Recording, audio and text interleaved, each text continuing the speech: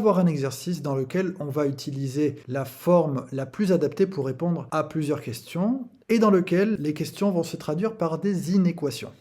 Un plongeur s'entraîne pour un concours de plongeon. La trajectoire de sa tête peut être modélisée par la fonction dont la formule est f de x est égal à moins 2,25x carré plus 3,15x plus 10,8. Où f de x, c'est la hauteur de la tête du plongeur en mètres, et x correspond au déplacement horizontal du plongeur. Le plongeur, il démarre ici, il saute, et voilà sa trajectoire. Première question, à quelle hauteur se trouve la tête du plongeur avant de sauter? C'est-à-dire ici. Deuxième question, montrer que la fonction, elle peut aussi s'écrire comme ça. Troisième question, à quelle distance du bord le plongeur rentre-t-il dans l'eau? Donc, quelle est cette distance-là? Et troisième question, sur quelle distance la tête du plongeur est-elle au-dessus de 10,8 mètres? Première question, à quelle hauteur se trouve la tête du plongeur avant de sauter? Avant de sauter, le plongeur se trouve ici. Cela correspond à la valeur x égale à 0. Pour x égale à 0, je n'ai plus qu'à remplacer x par 0 dans ma formule de départ. L'image de 0, c'est moins 2,25 fois 0 au carré plus 3,15 fois 0 plus 10,8. Tout ceci s'annule, il ne me reste plus que 10,8. Je peux répondre. Avant de sauter, la tête du plongeur se trouve à 10,8 mètres. Donc j'ai cette donnée. Deuxième question, montrons que f de x peut aussi s'écrire comme ça. Je veux montrer que cette expression est égale à celle-là. Le plus simple, c'est de partir de cette forme-là, la développer et montrer que c'est égal à la formule de départ. Je développe donc cette expression, 3 multiplié par 2,25x plus 3 fois 3,6 moins 2,25x au carré, puisque j'ai x fois x, moins 3,6x. C'est égal à 6,75x plus 10,8 moins 2,25x au carré moins 3,6x. Au final, il me reste moins 2,25x au carré plus 3,15x plus 10,8. Et donc c'est bien égal à ma fonction f de x. Troisième question. À quelle distance du bord le plongeur rentre-t-il dans l'eau? Donc combien j'ai ici? Ceci peut se traduire par une équation, c'est-à-dire quand est-ce que la hauteur de mon plongeur vaut 0, quand est-ce que y fait 0. Je recherche x tel que f de x égale à 0. Donc je veux résoudre l'équation f de x égale à 0. Je dispose de deux formules possibles pour cela, soit la première, soit la deuxième.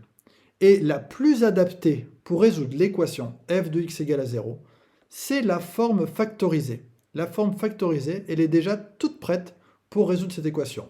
C'est donc celle-là que j'utilise. J'écris donc mon équation.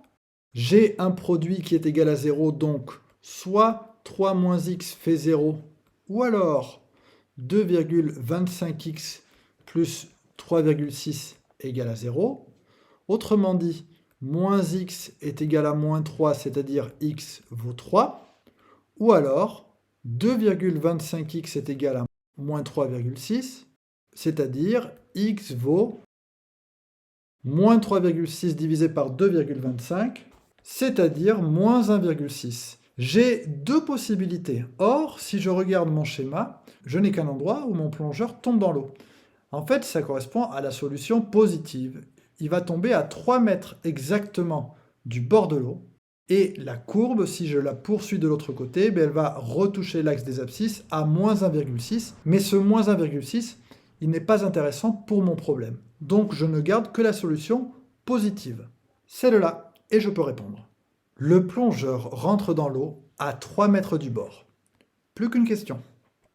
Sur quelle distance la tête du plongeur est-elle au-dessus de 10,8 mètres?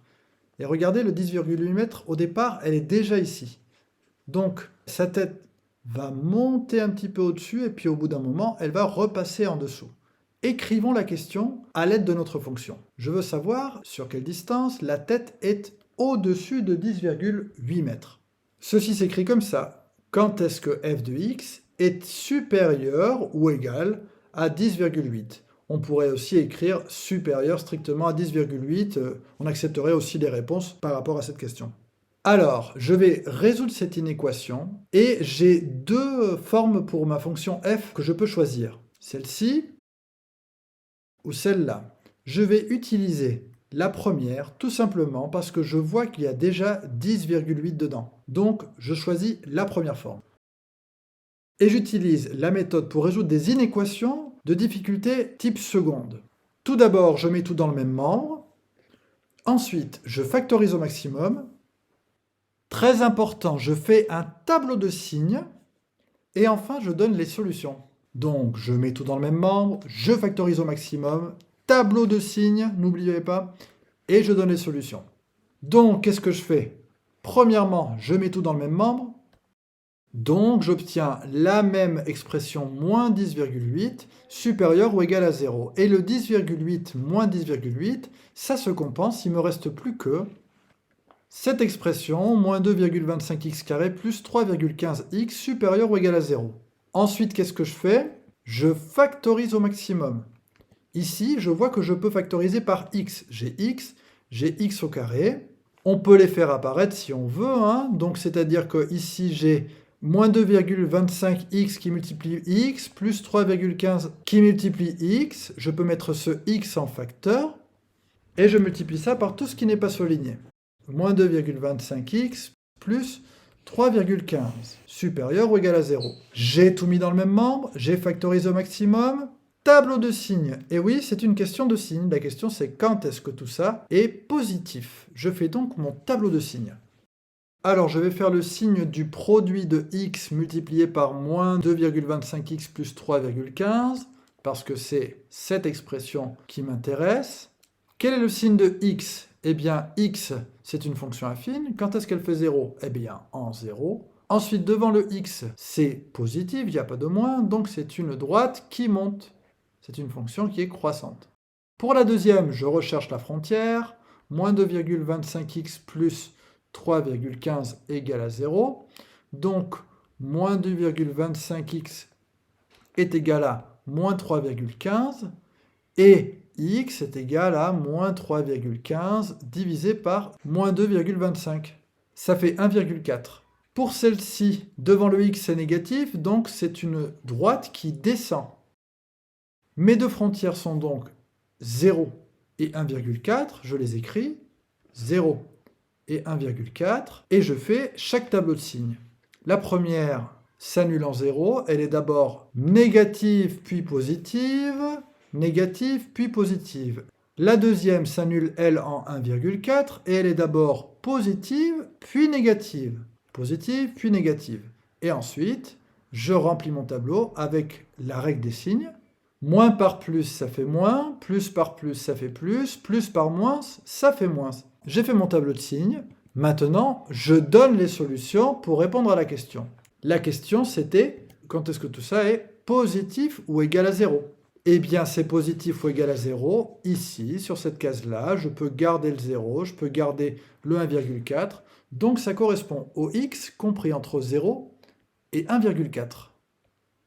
Je peux répondre à la question de l'exercice. Sur quelle distance la tête du plongeur est-elle au-dessus de 10,8 mètres?